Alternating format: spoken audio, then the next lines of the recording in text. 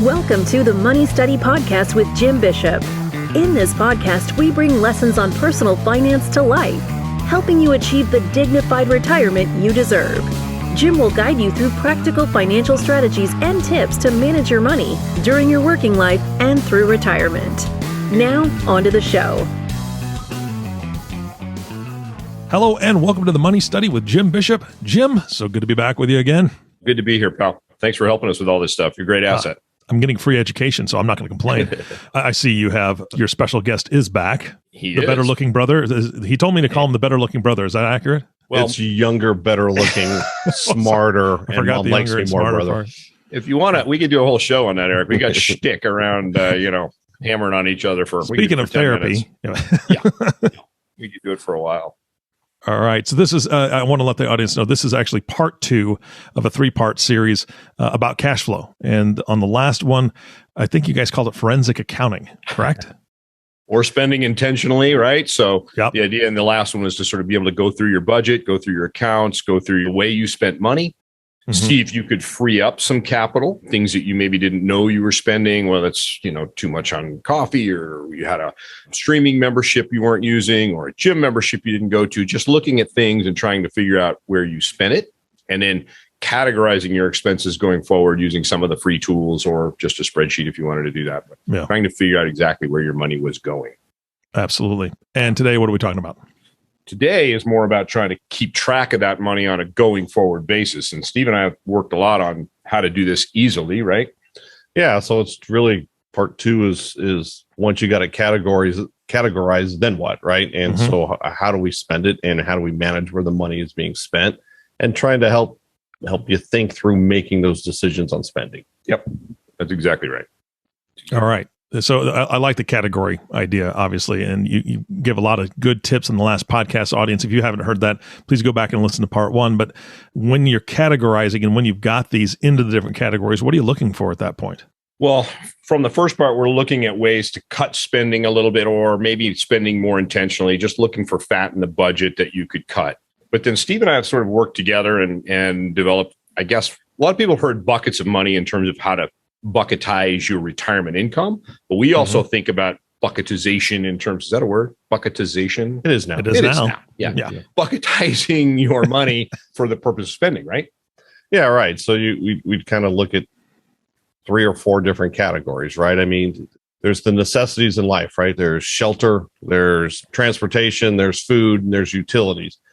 So that kind of goes into the foundation. And then we have wants and needs that end up going forward. And so kind of 3 major buckets of money, and how do we pour money into each one of those buckets, if you will. And I would add maybe a 4th bucket, which is savings, right? We all need some emergency reserves back there that, when the water heater goes out and the car needs a new transmission, I don't have to go finance it every time I turn around on a credit card. So some savings to help with that stuff. Yeah, which I obviously forgot, but that's having an emergency account is step 1 or 2 of financial planning, Absolutely. Right? Because as we'll get in part 3 is debt, and debt is the enemy to your goals. It's just, it is.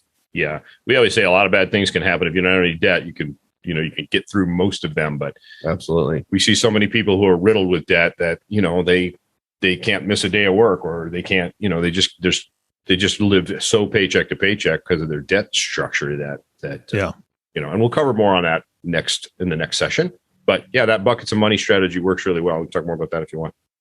Yeah, I'd like to know more about that. But before we do, I want to go back to the category issue. I think that a lot of people avoid it, right? Because we avoid pain. I mean, as humans, we avoid pain purposefully, Very which true. is probably a good thing in our DNA. But taking a look at your budget, or, I mean, you guys even said on the last podcast, budgeting is almost a curse word at this point. It's not fun, right? It's not fun to categorize everything. And even if you have an app from a bank that kind of helps you, you still have to spend some time doing it. What do you recommend as far as how long does this usually take people? Well, I think once you start doing it and the categories are set up, the first month of this, when you first start going through the budget and you're setting up the categories, those kinds of things, that may take an hour or 2 hours. After that, it's almost on autopilot. I mean, I think you could probably blow through it in half an hour at the most once a month, right? After you have the categories set up. And then month 2, you might see that you have some spending and you may have to create a new category type of thing. But basically, I don't think it should take you more than an hour a month at the most after it's set up to do it. It doesn't have to be that old school thing where you write everything on a spreadsheet and you make a budget and, you say, I can't spend more than $112 on, whatever, eating out. It just doesn't have to be like that. It's the idea of the categorization is just to make sure that you're spending it intentionally. If eating out is what you really enjoy and that's how you and your spouse or whatever bond, then great. But maybe there's another place you can cut back a little bit.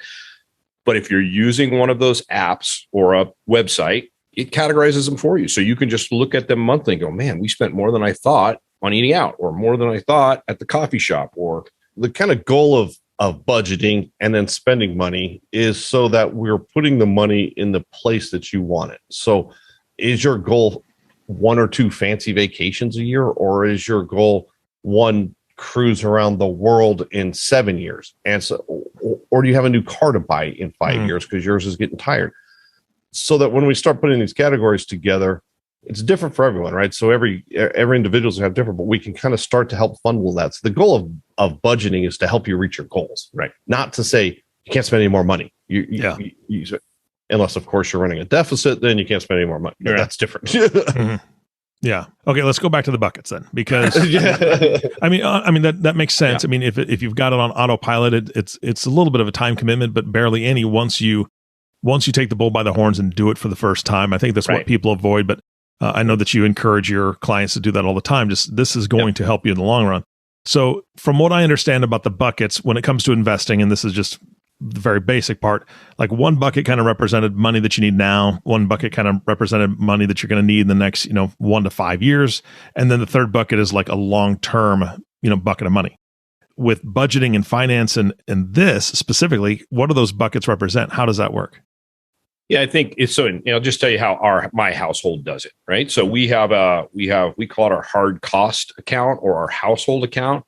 Okay. And into that account, I mean, there are things I don't have any choice about. I have to pay them every month, right? I got to keep the lights on, and I got to pay the mortgage, and the water has to flow, and got to pay the insurance, and those kinds of things. We figure out what that number is, and we get paid every 2 weeks. So we budget that money into that account every 2 weeks, come hell or high water.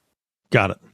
Then we build, I like to call them a his and her spending account. So I have my discretionary spending account and hers. Whose is bigger? We're not going to say that because she might watch. So we're not even going to run down that path. That's right. But what's really cool about that from a relationship standpoint is she doesn't have to talk to me about her discretionary spending, nor do I have to talk to her about mine. We have this little bucket, and when it's dry, I don't spend any more money for the next 2 weeks, but I don't have to explain where I, if I bought a cigar or, I don't know, whatever I decided to play golf too many times or whatever.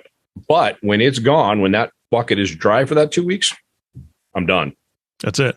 Yep. Got it.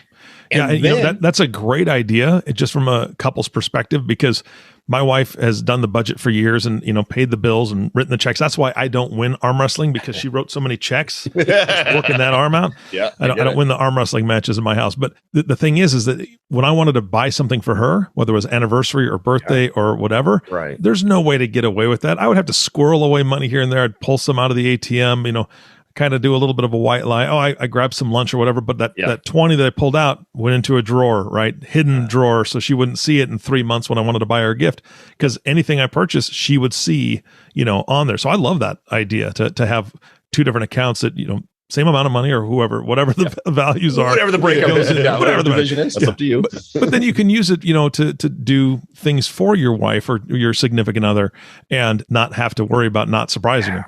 You know what's super cool about this podcast, Steve, is I learn things every day. So Eric's teaching me something. I could frame the fact that I need a little more money in my personal. Oh, that's not what I'm teaching you. Because I like to buy my wife a nice gift now and then. I'm so fired. Right, I'm just looking out for her by putting a little more in my account. Yeah, that's different. It's Eric actually buys the gift. You would spend it on yourself. That's the difference. If you want me to be quiet about that, Jim, there's a cigar in my future, right? Yeah. Saying. Actually, you better hope your wife doesn't listen to it, Eric. Right? Yeah. That's good stuff. And then there's savings too, right? Oh, absolutely. Savings is vitally important, right? It's the quote unquote rainy day fund, right? So you can fix the water heater that you may not have budgeted for in your housing bucket, if you will, right? You can put new tires on the car. You can pay for some of these unexpected expenses that always come up that aren't part of the budget, right? So you have to have a savings account set up that you funnel money into on a monthly basis, in my opinion. Yeah. And so is that the same as an emergency fund, or is this something different?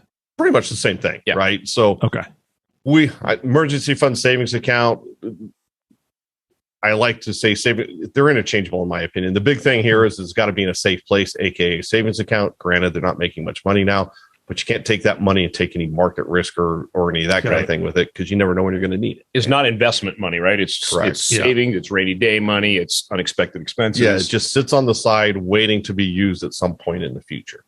And that makes sense. All right. And the question is how much money do you put into that thing? And there's lots and lots of different ways to answer that question. But I tell my clients basically it's a dollar figure that you and your spouse or you and your partner have come up with, and it's got to be reasonable. It can't be $1,000. I mean, I guess it can be. It just depends on house and lifestyle and those things. But you guys have to agree on that dollar figure, and then just let that money sit there. In terms of funding order, I say this too in our household, right? We have the hard costs account. I don't have any choice, got to pay the mortgage. So that money gets put in there.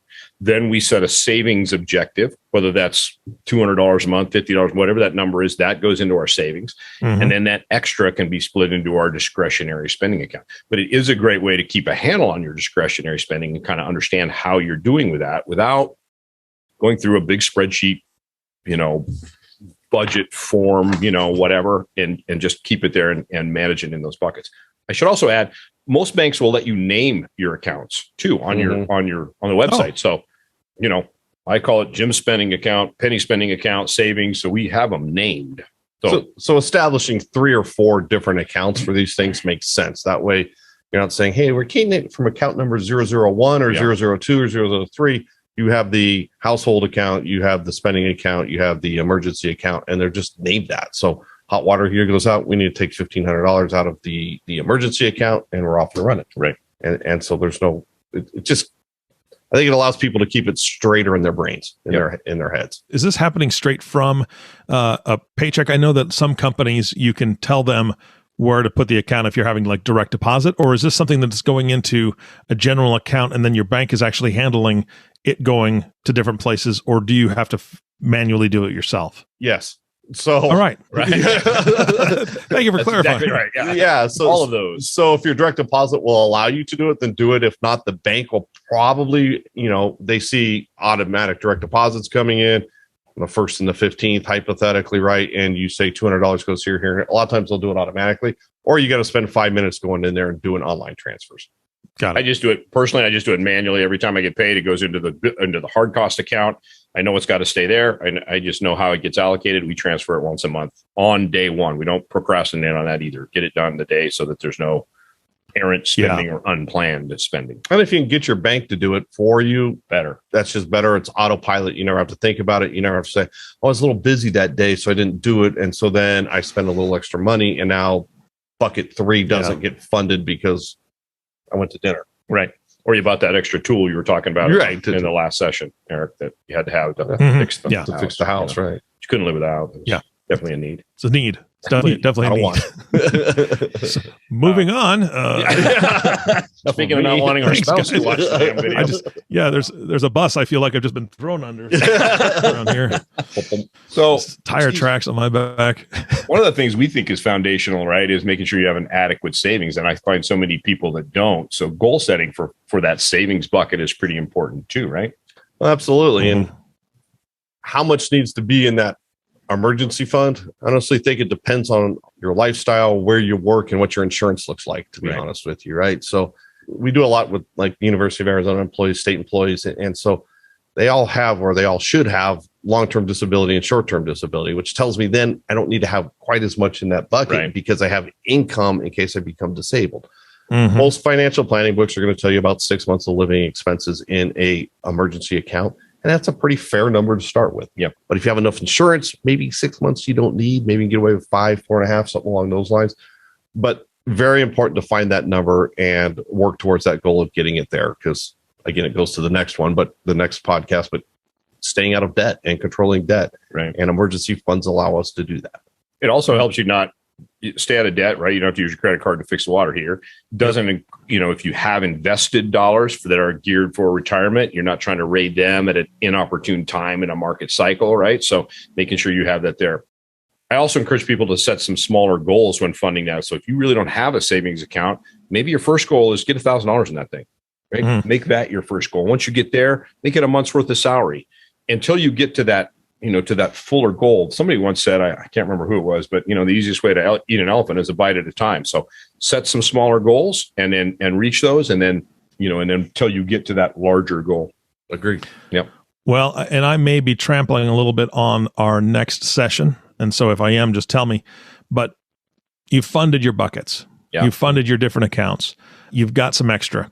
Maybe it's $100, right? At the end of that paycheck that you've got extra that's not in any of your other income buckets or disposable accounts. What do you do with it? Do you guys suggest that they try to, put a little extra toward the mortgage, or are you thinking that they should be investing that money for long-term growth? You asked the hard question. Yeah.